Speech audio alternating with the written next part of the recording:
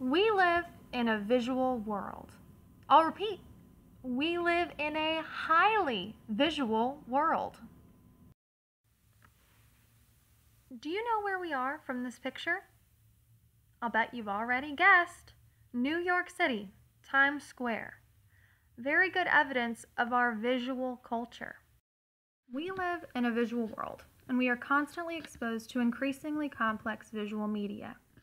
In the information age, we're perhaps overstimulated by the access we have to information by our smartphones. But can we interpret art, photographs, advertisements, television, film, and new media?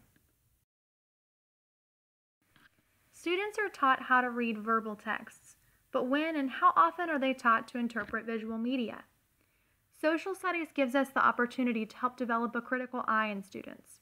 The analytical skills learned from history help empower students to be informed and engaged citizens, equipped to contribute to society and our democracy.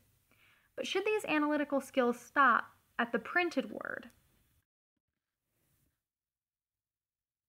We should analyze visual media for meaning, like printed text. How do we know the way meaning is constructed in visuals? We can ask our students, "Tell me, what do you see?" instead of prompting them by telling them what we see.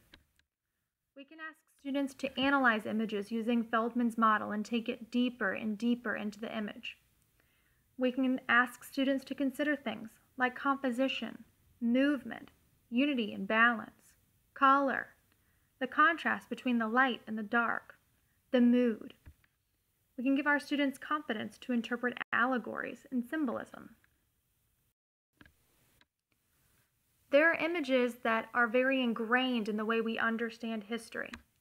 What does this painting tell us about Washington as a leader? What does American Progress, the painting, tell us about Manifest Destiny? Do you recognize this photograph? I bet you do. It's the most famous photograph of the 20th century. Photojournalists like Jacob Riis and Dorothea Lange helped create an intrapersonal connection to history. We try to understand, what were they thinking in this moment in time? What were they going through?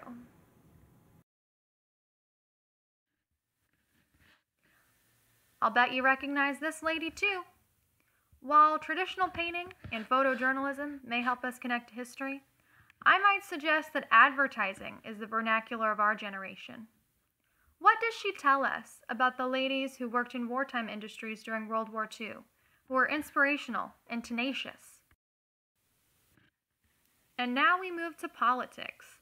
Boss Tweed was taken down during the Gilded Age by none other than a political cartoonist who exposed his political corruption to a working class, largely immigrants, who could read the images better than English. Visual culture has swayed presidential elections. Very famously, the 1960 presidential debate turned public opinion when one candidate was more photogenic on television than another. Don't adjust your monitor. That's how grainy some of our televisions used to be.